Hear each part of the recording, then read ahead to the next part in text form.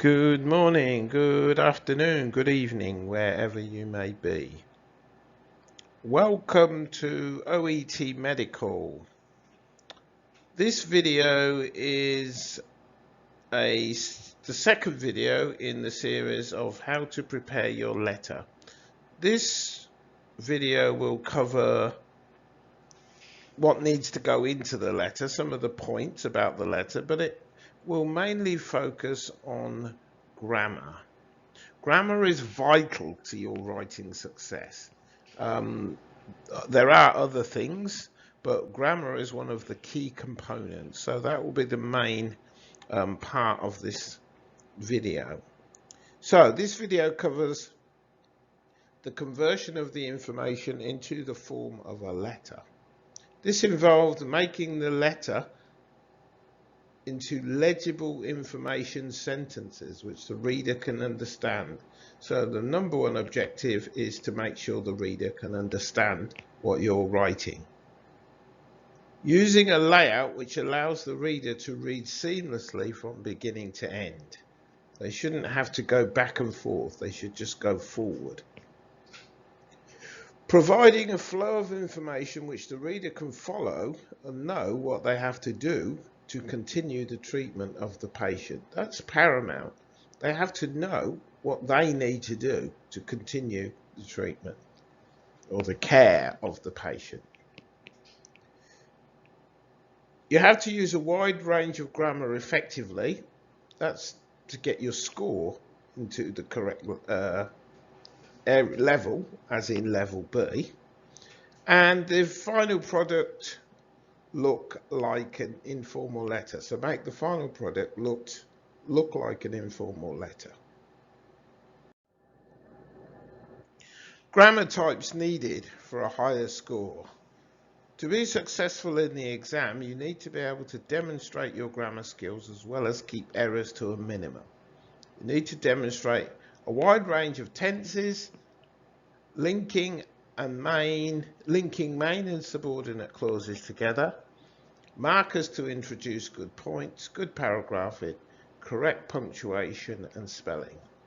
All of these things are important because your grammar is, as I said before, is an important part of this. This is what they're assessing, your English, not your job. You already do your job. You're qualified. So they're not assessing anything of your medical skills. They are only assessing your English skills. So here are some things that you should make sure that you cover in your letter, depending on what the letter is, of course. Present simple, present continuous, present perfect continuous, modal verbs, clauses, both main and subordinate, past perfect, future simple, articles, and also practice sentence reduction. There are a few other things and examples that I've put in this video, but for each letter you have to adapt your grammar to suit the situation. Okay, so we're going to go through some of the examples and give you some example sentences that you can use or you can follow the structure of. The present simple, we use this for facts, repeated actions, habits and true things. So, Mrs. Hall is married with 2 children. This is true. We don't call it a fact because facts often don't change, factual things. True things can change. She's married now, she could get divorced. So, for example, if she's married now, it would be true, but after she's divorced, it's no longer true that she's married. So that's what we mean about true and factual. Factual things very rarely change or don't change at all.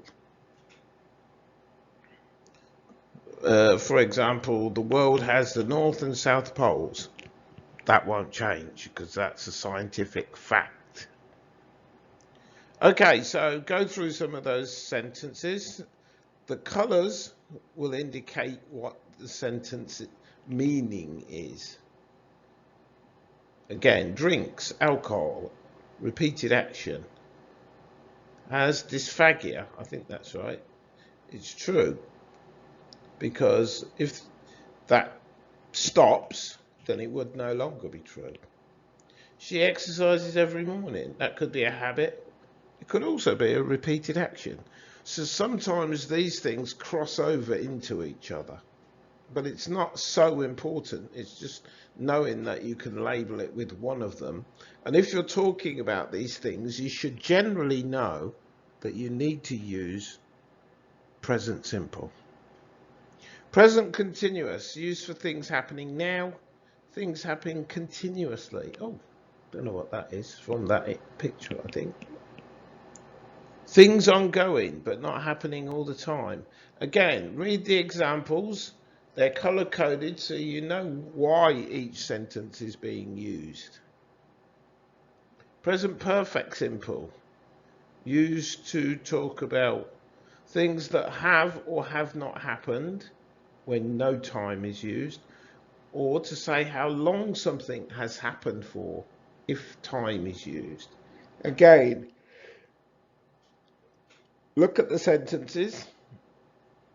When you're in your letters, when you get the information for your letters, when you're practicing, practice writing sentences. That's a very important aspect. Practice writing sentences with different grammar so you know how to write them and you become comfortable.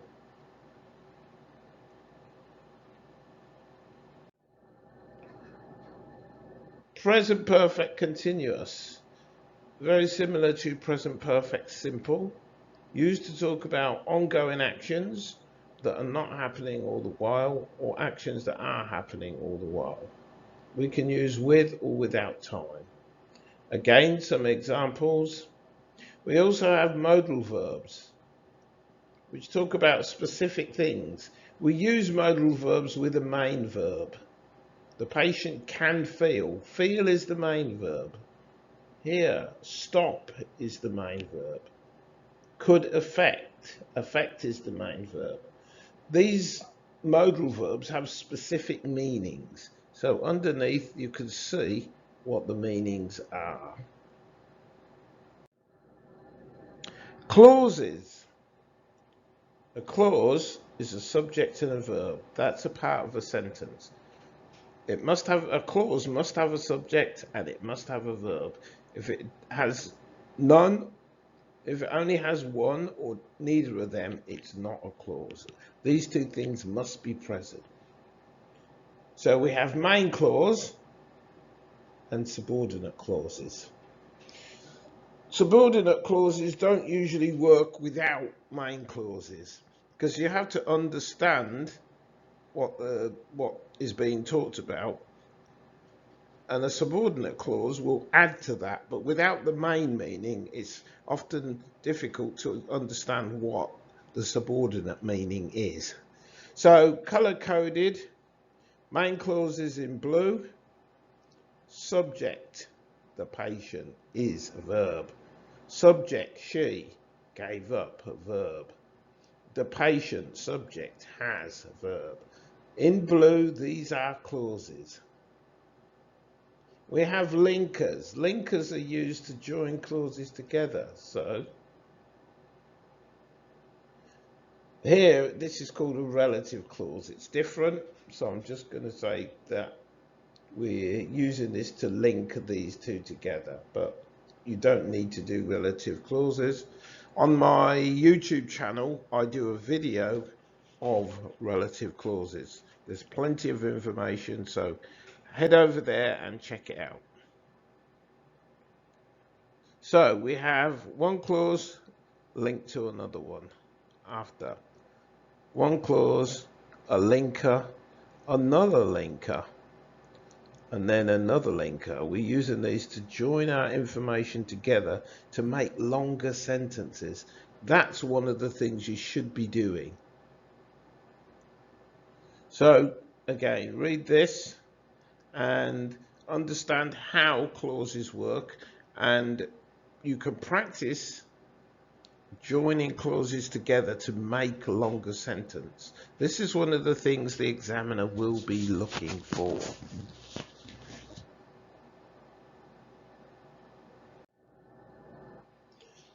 Past perfect describes two actions in the past.